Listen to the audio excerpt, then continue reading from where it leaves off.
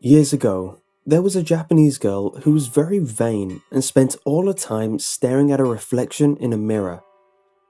It had been given to her as a present by her mother, and the girl cherished it more than anything. It was her most prized possession. The girl was desperate to be beautiful and developed anorexia, starving herself to the point where she was painfully thin. As time went on, her health became worse and worse. But no matter how pale and gaunt she looked, when she gazed into her mirror, she saw herself as beautiful. One day, she wanted to decorate her mirror, so she painted it purple. When she looked into the glass, she was disgusted. She no longer saw herself as beautiful. She saw what she really looked like: a pale, thin, and haggard mess with bones protruding from her leathery skin. Horrified, she smashed the mirror to pieces, but afterwards she regretted what she had done. On her 20th birthday, the girl was in the middle of making preparations for her coming-of-age party when she was hit by a car and killed.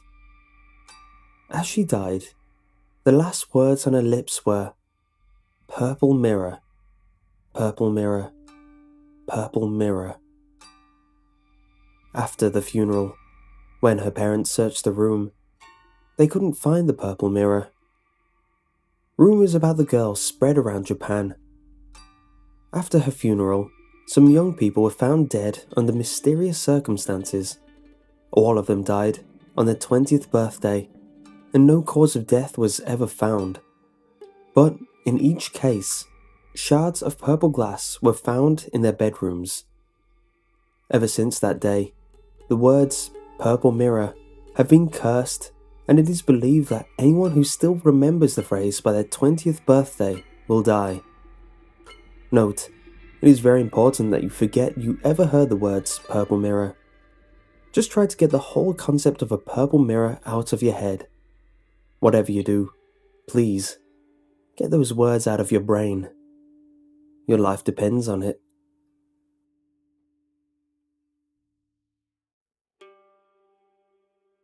There is a popular Japanese story. It is about a poem called Tomino's Hell. They say that you should only read this with your mind and never out loud. If you were to read it out loud, then you must take responsibility for your actions. Tomino's Hell is written by Yamota Inuhiko in a book called The Heart is Like a Rolling Stone, and was included in Saizo Yasuo's 27th collection of poems in 1919. He's not sure how this rumor started, but there's only a warning that, if you read this poem out loud, tragic things will happen. It looks like a curse. It asks to not compare this with other common poems like "You'll Grow Taller" or even "My Parents Died." Do you get a sense of how dangerous this is? This story used to be very popular in the Japanese 2CH website, where there are many people taking pictures and videos as proof and posting them on 2CH. There were many users that said that nothing happened, but there were many posts that didn't have the user come back to post the results. I think it's scarier than someone posting that someone else got sick or that someone else passed away. But if you were to read it out loud, it's better to read it in Japanese rather than a translation. It goes, Tomino's Hell. His older sister vomited blood, his younger sister vomited fire, and the cute Tomino vomited glass beads. Tomino fell into hell alone. Hell is wrapped in darkness, and even the flowers don't bloom. Is the person with the whip Tomino's older sister? I wonder whose blood is on it. Hit, without hitting. Infinite hell's one road. Would you lead him to the dark hell? To the sheep of gold? To the bush warbler? Fit as much as you can onto the leather sack for preparation of the journey in the familiar hell. Spring is coming, even in the forest and the streams. even in the 7 valley streams of the dark hell. The bush warbler in the birdcage, the sheep in the wagon, tears in the eyes of cute Tomino. Cry, bush warbler, toward the raining forest. He shouts that he misses his little sister. The crying echo reverberates throughout hell. The fox pinoy blooms, circling around hell's 7 mountains and 7 streams. The lonely journey of cute Tomino. If they're in hell, bring them to me. The needle of the graves. I won't pierce with the red needle in the milestones of little Tomino.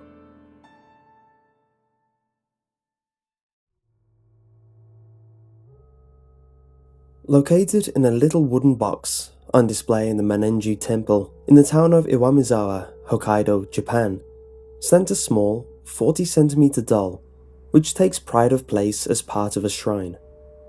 This doll is no ordinary doll, as every year its hair needs to be trimmed as it grows. The hair is allowed to grow till it hits knee length on the doll, then is trimmed back to just below the shoulder length.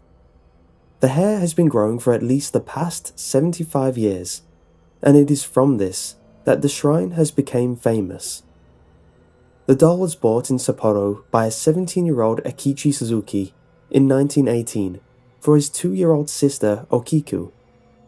He was visiting the area for a marine exhibit, but upon seeing the doll in a shop window, he knew at once that the doll needed to be bought and given to his sister.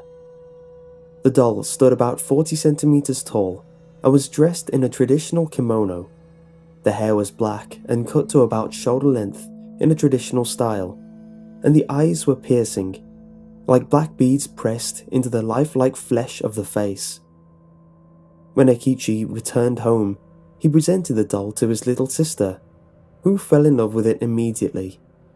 The doll became Okiku's favorite toy and, it would seem, best friend. Okiku played with the doll every day and soon gave it the same name as herself, Okiku. The doll would never be out of Okiku's sight. Unfortunately, in 1919, Okiku passed away after a severe fever.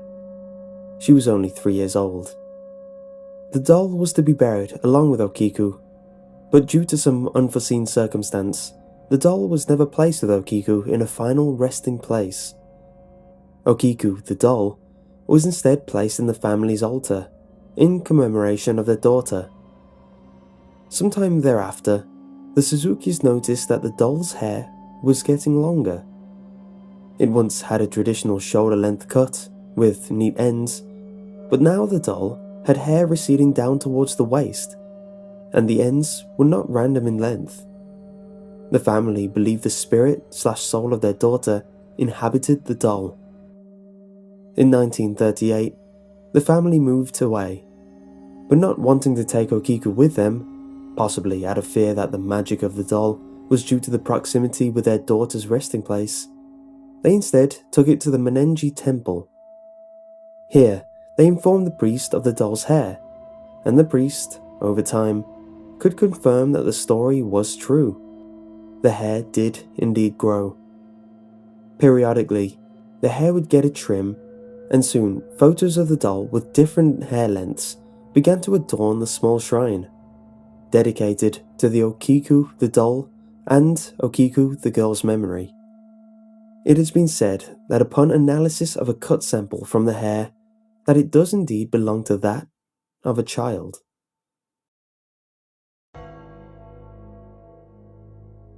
Hitori Kakurenbo is a famous game in Japan and Korea, originating from Japan, where you let a spirit or demon possess a doll and then play a game of hide and seek with them. The game is necromancy and is potentially very dangerous, and it is not good for your sanity.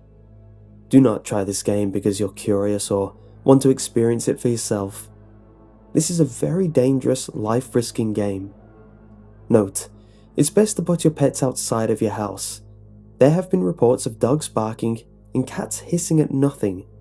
Some even reported their pets behaving strangely after the game. You will need a stuffed doll with limbs, not a human doll, as there's an increased chance the spirit will not leave it. If you have an animal doll with limbs, it can be used. For example, a teddy bear. Rice. Enough rice to be used as stuffing instead of cotton for your doll. The rice is said to attract the spirit. Something from your body. Usually fingernails for the doll to represent you. This means that if you do something to the doll, the same will happen to yourself. Never use someone else's body parts. This results in the doll replacing that person instead, and the game will not work properly. A sharp-edged object. This is to anger the spirit in the doll by stabbing it. Be sure not to use a knife or scissors, as the doll will possibly stab you with it after it finds you. So use a pencil or needle instead. It is recommended to use a wooden toothpick. Red thread. This is to sew up the hole you made in the doll. This later symbolizes blood vessels and acts as a restraint later in the game. Salt water or salt. This will be used later in the game to get rid of the spirit in the doll. A bathtub with water. If your home does not have a bathtub, a basin large enough to put the doll in with water in the bathroom works too. A very safe sanctuary/hiding spot. When it's the doll's turn to find you, if you have a room with statues and things related to your religion, it is recommended to make it as your hiding spot. Starting the ritual. Give your stuffed doll a name, for example, Fluffy or Rover. In this tutorial, I will use the name Evan. Cut the bear or doll open and take out all its stuffing. Put the rice in the bear/doll, as well as the part of your body. Sew the doll back again with red thread and wrap the remaining red string around the whole body. This is important as it binds the spirit. Prepare the bath or large basin by filling it with water and then wait until 3 AM sharp.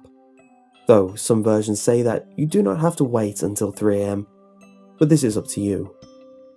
Remember to turn off all lights in the house, but leave only the television on. It will change depending on the location of the doll. Once it is 3 AM, take the doll along with you to the bathroom and repeat. The first tagger is, and then say your name. Say this 3 times sternly while closing your eyes. Then, place the doll in the bath or basin. Walk away to another room, but do not look back. You may see the spirit possessing the doll. If said spirit makes eye contact or notices you looking at it, it may come after you. Count slowly from 1 to 10. After that, turn around and proceed back to the doll. Go close to the doll in the bath or basin and say, "I found you, Evan," and then stab the doll with your weapon or object. After that, close your eyes and repeat, "Now Evan is it," 3 times. Leave the object inside the doll, then pour some salt water into your mouth. Do not drink the salt water, as it protects you from the spirit in the doll, and you will need the remaining salt water to end the ritual. Bring along the cup of salt water and go to your hiding place. It is recommended to keep your doors and windows unlocked in case you unexpectedly run into some trouble, and your friends will be able to help you if they are outside your home. It is recommended to have a cell phone on silent mode and brightness on the lowest level in case of emergencies. Keep the salt water in your mouth at all times. Never attempt to swallow it. Remain silent when you are hiding, as any sounds from you will alert the doll where you are.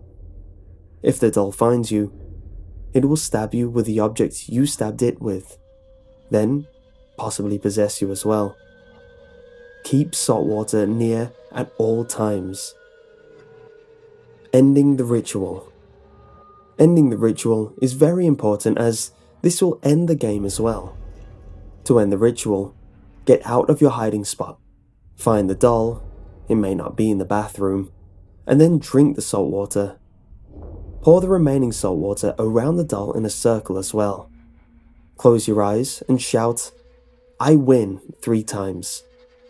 The spirit in the doll will give up and the game ends. You must dispose of the doll by burying it with salt, otherwise the spirit will attempt to re-enter the doll. Some versions say to put salt in every corner of your house after you bury the doll, especially where the doll has been found, as salt drives away most malevolent spirits. Warnings: do not play this game for more than 2 hours. The spirit inside the doll will be extremely difficult to remove. Messing around with spirits is very dangerous, so play the game at your own risk. Nobody will be responsible for your own death as you risk your life to play the game. Do not turn around when heading to your hiding place. You might see something very disturbing. Do not play when someone else is in the house. You must be alone to play the game, because the other person might be unintentionally found instead and might be hurt. Do not play the game with more than one person. It needs to be with one person and one person only, because there's a great chance that one of the people that are playing could get possessed. The game can be played at 3 a.m. sharp. Do not turn on the lights while playing this game. Only leave your television on. Do not fall asleep, no matter how tired, exhausted, or sleepy you are while hiding. The doll will eventually find you and possess your body, as the meaning of this play is, if you find me, you can have my body. Do not attempt to leave the house while the game is still going on. Unless you want to end the ritual and the doll is not in the house, the doll will find you. Do not play this game if you get frightened easily or have a very weak heart. This game is life-threatening and very terrifying to most people who have played it. Better still, don't play this game at all. Do not give the doll your name or the name of one of your acquaintances. You or your acquaintance may be the victim of a curse. Messing around with rituals like this is dangerous. They are serious rituals, not games. If you make a single mistake, then expect to meet a nasty end. You have been warned.